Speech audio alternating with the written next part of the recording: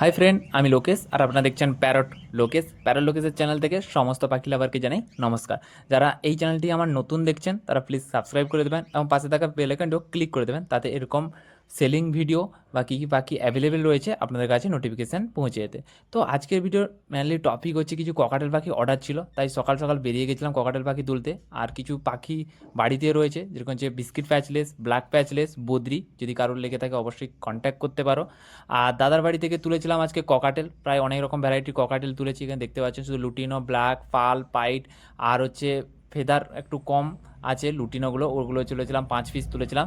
তো এগুলো উড়িষ্যা যাওয়ার জন্য তৈরি হচ্ছে। তো উড়িষ্যা যাবে, দাদা নিয়ে যাবে উড়িষ্যা, দাদার বাড়ি।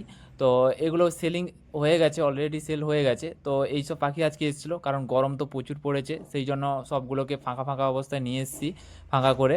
কারণ গরমের সময় বেশি পাখি যদি যায় তাহলে মরে যেতে পারে। আর গরমে এই সময় পাখিগুলোকে সুস্থ রাখতে হবে, কারণ এই সময় ককাটেল পাখি বিশেষ করে অসুস্থ হয়ে পড়ে বা হার্ট অ্যাটাক হয়েও যায় অনেক ক্ষেত্রে। তো সেই জন্য কম কম করে নিয়ে এসেছি। এখন প্রায় বাজে 9টা মতন বাজে সকাল।